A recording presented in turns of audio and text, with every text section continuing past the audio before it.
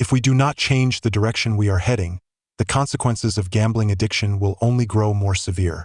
This is a silent plague, a stealthy crisis, not marked by discarded needles in city corners like opioid abuse, nor by twisted metal and shattered glass on highways like drunk driving. It is a more insidious disease, one that erodes the foundations of families, the souls of individuals, and the trust structures of our society. It lurks behind smartphone screens, disguised as harmless entertainment, promising dreams of overnight riches while quietly carving out pits of despair. You hear stories of addicts robbing businesses or stealing from others to feed their drug habits, or couples divorcing because one partner is consumed by addiction. These stories resonate because they are visible, tangible tragedies. We see the physical decay, the domestic violence, the fear in communities. The same happens with gamblers, but their wounds are often invisible, cloaked in layers of shame and secrecy. We must recognize this to grasp the severity of America's gambling problem, not a mere moral failing or lack of willpower, but a public health disaster fueled by psychology, technology, and commercial interests. Gambling addiction is not a hobby. It is a widely recognized impulse control disorder with neurobiological roots strikingly similar to drug addiction. When someone places a bet, whether spinning a slot machine or picking a sports winner, their brain releases dopamine, a neurotransmitter tied to pleasure, reward, and motivation. For most, this release is fleeting and manageable. But for the susceptible, this dopamine surge hijacks the brain's reward system. The brain begins to equate gambling with survival itself, akin to craving food or water. Each win, no matter how small, reinforces this neural pathway. Every near miss, like 2 cherries instead of 3 on a slot machine, triggers dopamine too, creating the illusion of next time I'll win, luring players to keep going. This psychological principle, known as variable ratio reinforcement, lies at the heart of all gambling forms and is the key to its addictiveness. Unlike cocaine or heroin, gambling's drug is intangible. It's the act itself, the suspense of anticipation. This makes gambling addiction so covert that a well-dressed banker, a loving grandmother, or a diligent student could be silently ensnared by its invisible chains. Gambling addiction often leads to crime. When the noose of debt tightens and all legitimate avenues for funds dry up, the barriers of reason and morality begin to crumble. Behaviors once unthinkable start to seem logical, even inevitable, under the weight of desperation. In fact, an estimated 50% of individuals with gambling disorders commit crimes to fund their habit. This staggering figure reveals a dark symbiosis. Addiction breeds crime, and crime fuels addiction. These crimes range from silent office thefts to violent street robberies. A common archetype is the embezzler. Picture Zhongli, an accountant who worked for her local community church for 20 years, trusted and beloved by the congregation. Her life unraveled into emptiness and loneliness after her husband's death. By chance, she stumbled upon online slot games. The flashing lights, cheerful music, and occasional small wins briefly filled the void. At first, she played with her savings, but when those ran dry, she began borrowing from the church's donation funds, promising herself she'd repay it all with a big win. That promise was her anesthetic lie. The big win never came, and small loans snowballed into tens or hundreds of thousands in deficits. To cover one hole, she dug a deeper one, falsifying records and intercepting checks. When an audit finally exposed the truth, she faced not only jail but the destruction of a community's trust, leaving her and her family with indelible shame. Zhang Li's story is not fiction. It plays out in various forms across countless businesses, nonprofits, and even families nationwide. The National Council on Problem Gambling, NCPG, estimates that U.S. taxpayers bear a direct social cost of $14 billion annually due to gambling addiction. This figure, while staggering, is a cold, underestimated tally. It accounts for measurable losses: unemployment, bankruptcy, divorce, incarceration. But it cannot capture the intangible costs. A child losing a college opportunity due to family financial ruin. A small business collapsing because a key employee embezzled funds, leaving dozens jobless. The added strain on public healthcare systems treating stress-related illnesses like heart disease or depression. Not to mention the more direct violence sparked when gambling debts push people to the edge. Some even rob banks to feed their addiction, not just for money, but to reclaim a sense of control, to confront overwhelming despair in the most extreme way. I interviewed a man named Li Ming, who did just that, committing multiple crimes to fund his gambling. His story is a prism reflecting the darkest possibilities of gambling addiction. His voice was calm, carrying the weariness of someone who has endured great trials, recounting how he went from an ordinary sports fan to a federal prison inmate. In September 2000, I robbed my first bank, and things just got worse. From September of that year to November 2001, over 14 months, I robbed 6 more banks and 4 hotels. His account held no drama, as if reciting a checklist, a ledger of his soul's descent. To understand why Li Ming took this path, we must go back to his past, to a time that seemed carefree. When I was younger, I mainly focused on sports betting and horse racing. For him and his friends, it was a ritual, a way to bond. Weekend afternoons were spent around the TV, beers in hand, analyzing odds and cheering for their teams. The bets were small. The sting of loss and thrill of victory were mere spices to life. His father was an avid gambler too, and betting on horses was one of their few shared topics. This family environment normalized gambling, making it seem traditional, even wholesome. After moving to Atlanta, where there were no casinos, no legal sports betting, just scratch-offs and lotteries for over 30 years, the geographic limits didn't extinguish his fire. Instead, he found underground channels. So where did I get my gambling fix?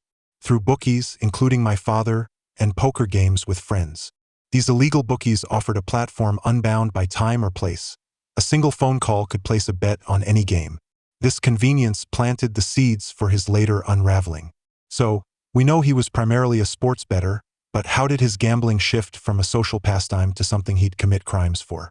The catalyst, as in many addiction stories, was a catastrophic loss. A blow that pushed him to the cliff's edge. Basically, one week in October 1996, we lost big. It was a bad weekend, college football on Saturday, NFL on Sunday. We lost about $8,000 total. That sum was a boulder on his chest, not something he could easily repay. Panic set in, and reason gave way to an irrational impulse called chasing losses. This is one of the most dangerous mindsets for gamblers, the belief that a bigger bet can erase all prior losses in one stroke. We decided to go all in on Monday night's football game, doubling down. This was classic gambler logic, trying to fix one mistake with a bigger one. I think the bookie was hesitant to take the bet because he knew we were just trying to get out of debt. An experienced bookie can smell desperation and knows such bets are risky, not just for the gambler's ruin but for his own uncollectible debts. But he took it, and we lost, owing about $17,000 with interest. At that moment, the final whistle of the game also sounded the end of Li Ming's normal life. He was no longer a guy with a bad habit. He was a desperate man trapped by crushing debt. The pressure of debt was intangible yet omnipresent. It greeted him when he woke and haunted him as he tried to sleep. Every phone ring made his heart race. Every knock felt like a debt collector. Under this immense mental strain, a sinister idea began to take root, seeded by one of his closest connections. My girlfriend at the time, her sister, who I became good friends with over the years of dating, worked as a cop in Atlanta in the robbery division. At family gatherings or dinners, she'd share stories about her work, crime, and investigations. She'd often say they couldn't solve a lot of cases, whether it was store robberies, thefts, or bank robberies. To Li Ming, these were just entertaining tales from another world, listened to with the curiosity of an outsider. But when I was drowning in gambling debt and out of options, those stories started coming back to me.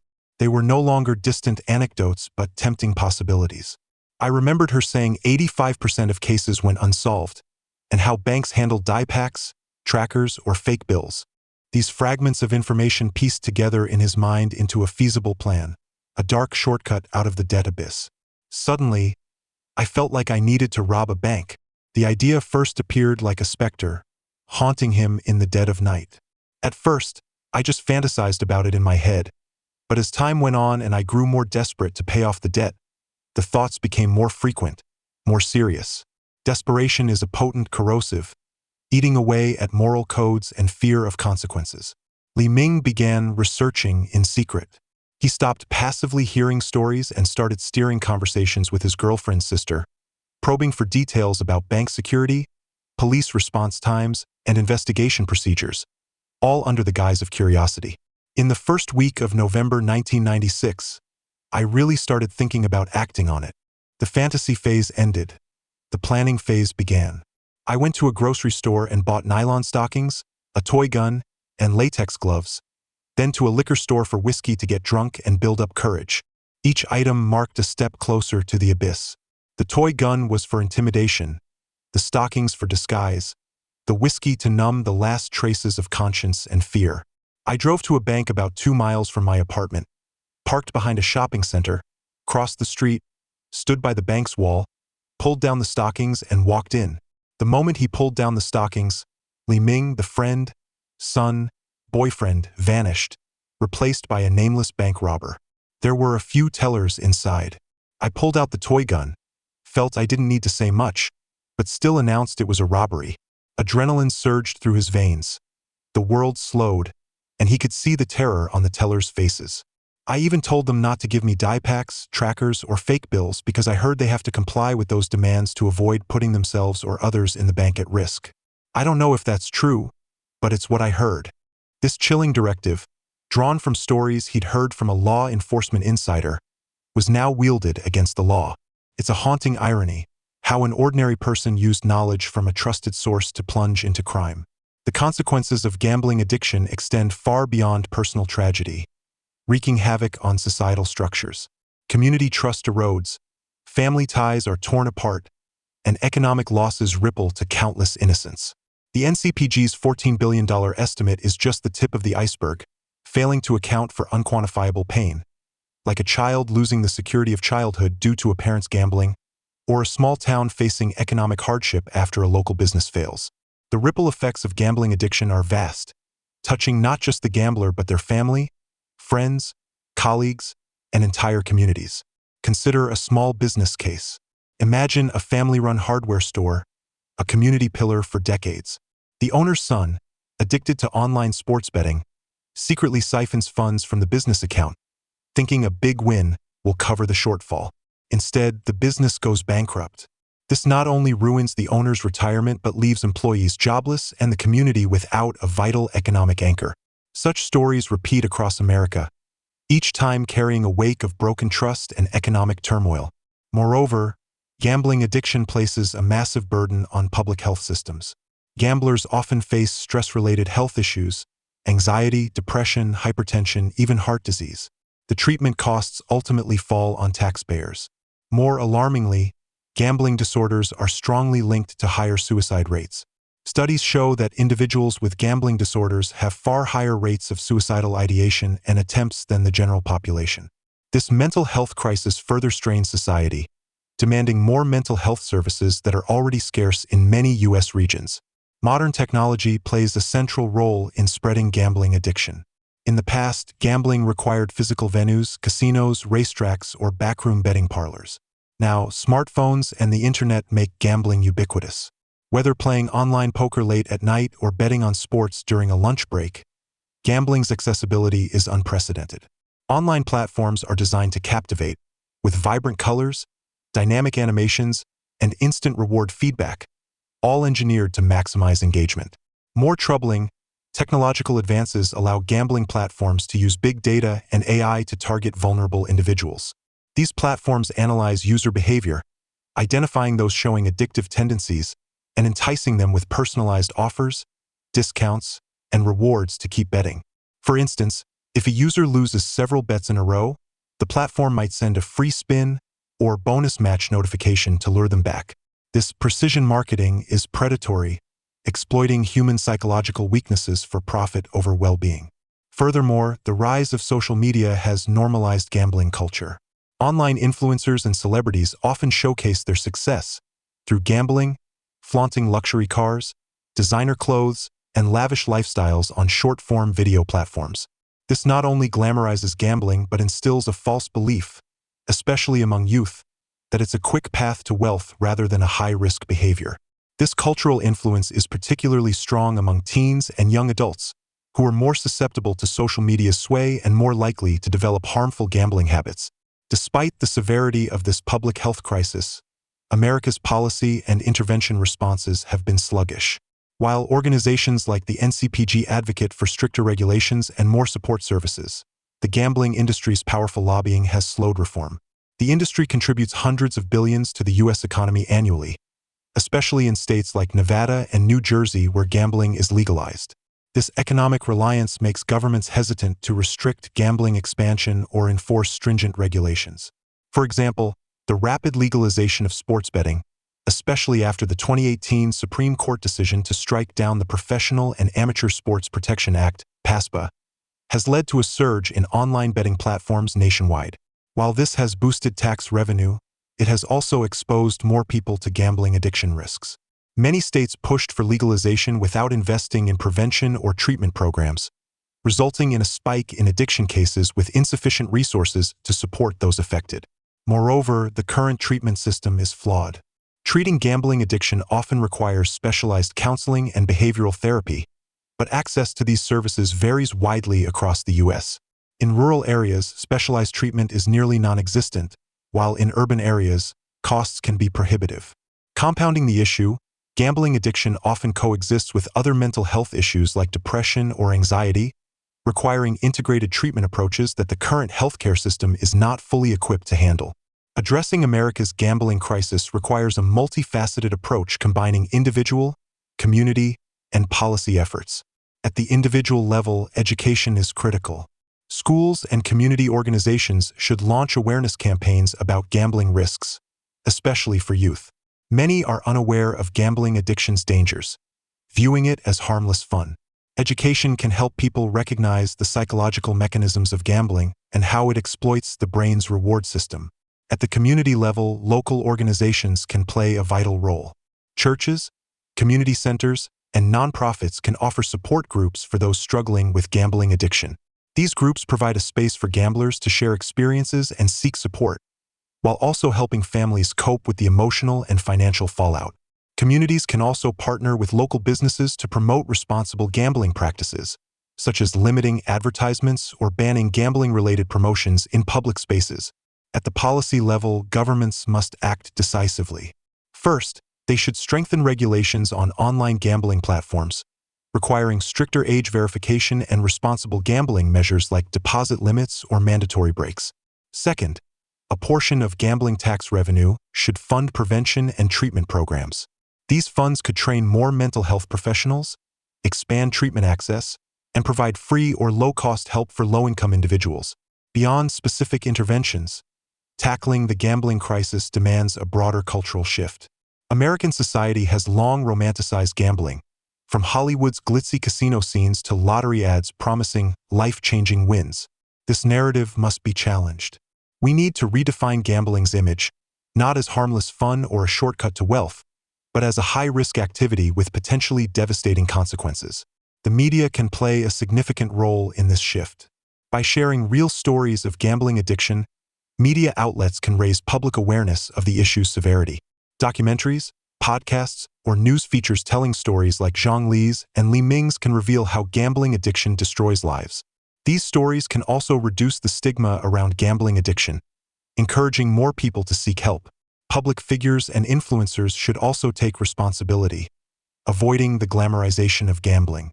Social media platforms could enforce stricter policies to limit gambling-related content, especially on platforms targeting young users. By reducing gambling's cultural visibility, we can gradually shift societal attitudes and lessen its allure.